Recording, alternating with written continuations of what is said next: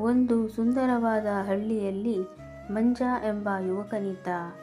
ಅವನಿಗೆ ತಂದೆ ತಾಯಿ ಇಲ್ಲದಿದ್ದರೂ ಊರಿನ ಜನರೆಲ್ಲ ಅವನನ್ನು ಪ್ರೀತಿಸುತ್ತಿದ್ದರು. ಅವನ ಹತ್ತಿರ ಇದ್ದದ್ದು ಕೇವಲ ಒಂದು ಎತ್ತು ಮತ್ತು ಹಳೆಯದಾದ ಒಂದು ಸಣ್ಣ ಮನೆ. ಆದರೆ ಅವನ ಬುದ್ಧಿವಂತಿಕೆಗೆ ಇಡೀ ಸೀಮೆಗೆ ಹೆಸರುವಾಸಿ.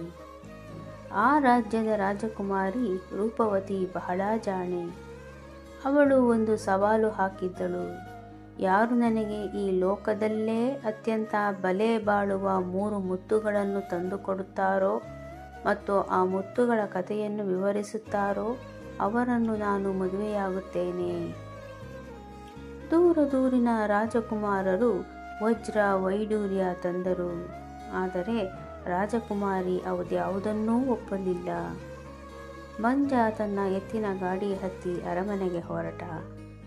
ಮಂಜ ರಾಜಕುಮಾರಿಯ ಮುಂದೆ ನಿಂತು ತನ್ನ ಕೈಯಲ್ಲಿದ್ದ ಒಂದು ಹಳೆಯ ಚೀಲದಿಂದ 3 ವಸ್ತುಗಳನ್ನು ಹೊರತೆಗೆದ.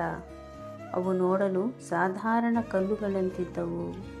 ಸಭೆಯಲ್ಲಿದ್ದವರೆಲ್ಲರೂ ನಕ್ಕರು. ಮೊದಲನೆಯ ಮುತ್ತು ಕಾಯಕದ ಮುತ್ತು.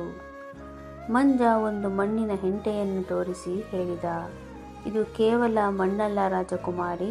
ರೈತ ಬೆವರು ಸುರಿಸಿ ಬೆಳೆದ ಈ ಮಣ್ಣು ನಮಗೆ ಅನ್ನ ನೀಡುತ್ತದೆ. ಅನ್ನವಿಲ್ಲದೆ ಯಾವ ಚಿನ್ನವೂ ಹೊಟ್ಟೆ ತುಂಬಿಸದು. ಇದೇ ಮೊದಲ ಮುತ್ತು. ಎರಡನೇ ಮುತ್ತು ಸತ್ಯದ ಮುತ್ತು.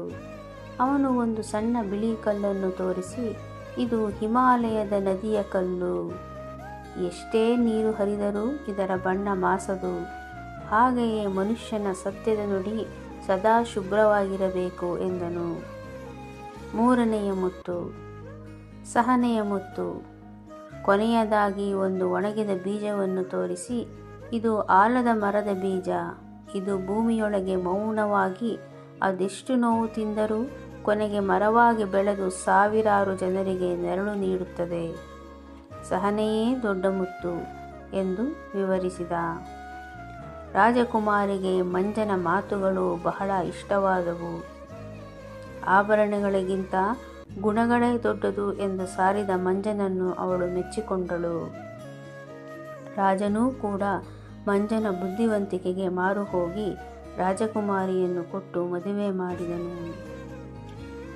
ಮದುವೆಯ ನಂತರ ಮಂಜ ಅರಮನೆಯಲ್ಲಿ ಉಳಿಯಲಿಲ್ಲ. ರಾಜಕುಮಾರಿಯನ್ನು ತನ್ನ ಹಳ್ಳಿಗೆ ಕರೆದುಕೊಂಡು ಬಂದ.